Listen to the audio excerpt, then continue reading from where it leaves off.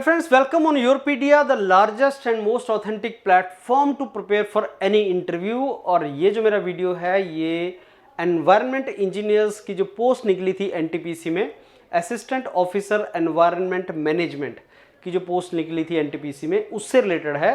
अब short listing आ गया है, आपको डेट्स आ गया है और इन आईडी वालों के स्टूडेंट्स का जो इंटरव्यू डेट है वो 28 अक्टूबर को है और टाइम आपको कम है लेकिन तैयारी करने के लिए सफिशिएंट है।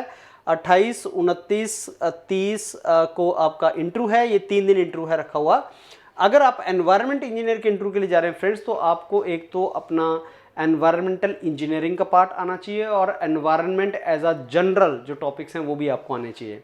क्यों एनवायरनमेंट इंजीनियर बनना चाहते हो?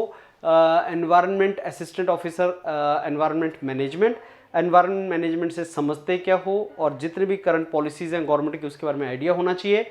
आपसे वो 3 तरह से क्वेश्चन पूछेगा। एक एनवायरनमेंट से रिलेटेड जो इंजीनियरिंग आपने किया है या जो भी आपका नॉलेज है।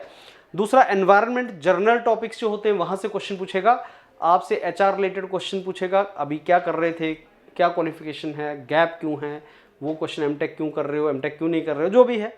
और साथ में आपका ओवरऑल पर्सनैलिटी जो आपका जो होता है पार्ट, हॉबी, स्ट्रेंथ, वीकनेसेस, वैसा पूछ सकता है। प्लस ये एनटीपीसी से रिलेटेड है तो एनटीपीसी के बारे में भी नॉलेज आपसे थोड़ा पूछ सकता है कि नेशनल थर्मल पावर ये कॉरपोरेशन है एनटीपीसी, तो आप क्या जानते हैं, एनवायरनमेंट फ्यूचर क्या है थर्मल कंपनीज़ के, या एनटीपीसी के बारे में क्या जानते हैं, वो आपसे थोड़ा सा क्वेश्चन अकॉर्डिंगली पूछेगा। मैं स्ट्रांगली आपको ये मानता हूँ और एडवाइस करता हूँ कि आप जितना इंटरव्यू की प्रिपरेशन करेंगे, जितनी बार आप मॉक इंटरव्यूज देंगे मेंटर्स के साथ, उतने आप कॉन्फिडेंट होंगे और उतना अच्छा परफॉर्मेंस आप इंटरव्यू में कर पाएंगे। इसलिए योरपीडिया के जो मेंटर हैं वो 5-6 मेंटर हैं आपके टेक्निकल एचआर मेंटर्स।